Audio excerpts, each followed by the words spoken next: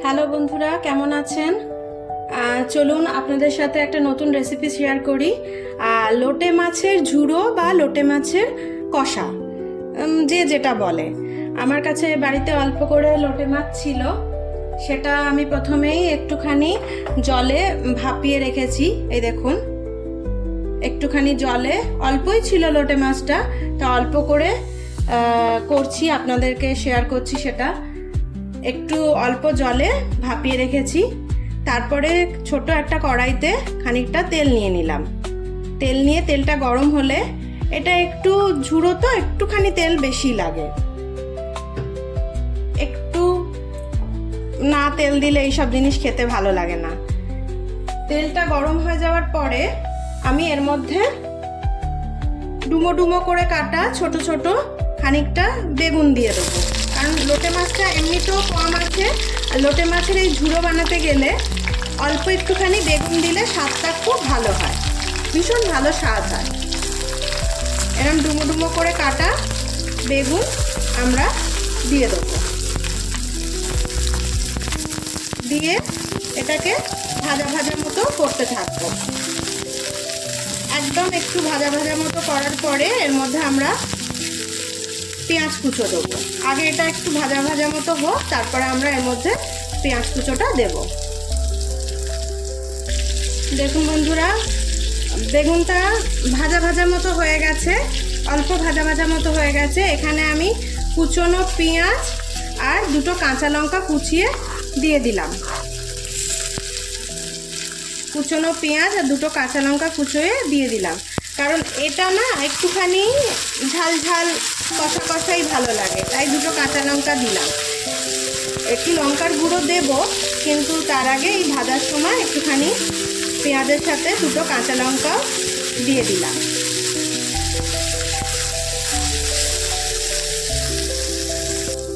পেঁয়াজটা ভাজা ভাজা হলে এবার এর মধ্যে আমি খানিকটা টমেটো কুচোনো দিয়ে দেবো।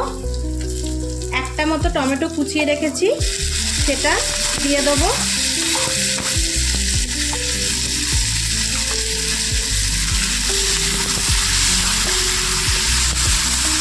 এবার তার সাথে সাথে আমি 1 চামচ মতো পেঁয়াজ আদা রসুন পেস্ট দিয়ে দেবো।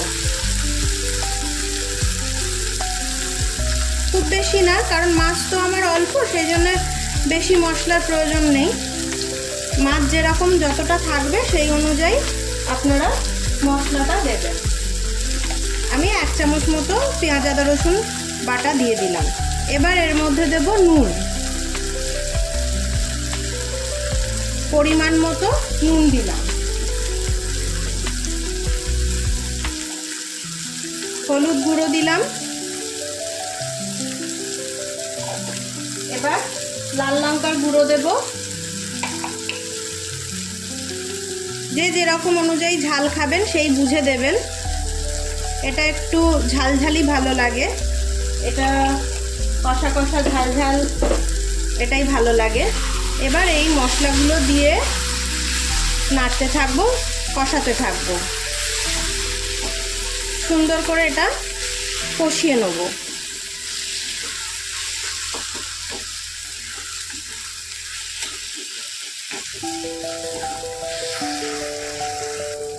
বেগুনের সাথে মশলা টমেটো সব কিছু কষা কষা মতো হয়ে গেছে।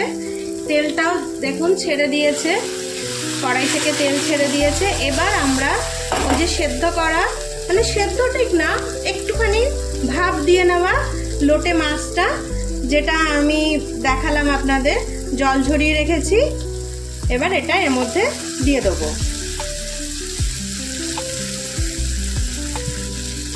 দিয়ে এটা এবার এর সাথে কষাতে থাকবো যতক্ষণ না বেগুন মশলা আর লোটে মাছটা সুন্দর মাখা মাখা একটা তৈরি হয়ে যায়। এটা এবার এর সাথে কষাতে থাকবো।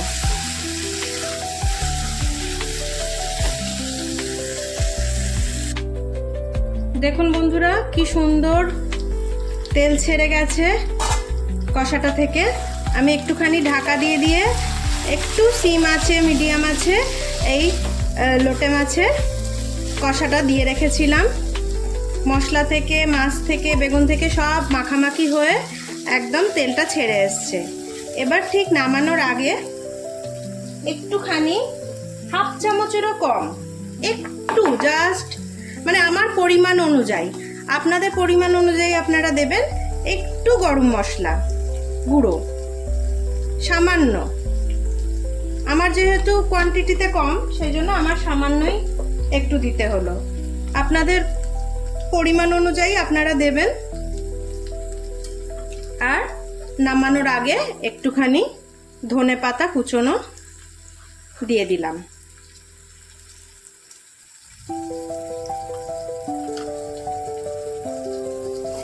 এটা সব কিছু দিয়ে এটা মিশিয়ে নেব। দেখুন একদম সুন্দর খেতে হয় এটা গরম ভাতের সাথে। যারা মাছ প্রেমী, মাছ খেতে ভালোবাসে, তাদের এটা দারুণ লাগবে।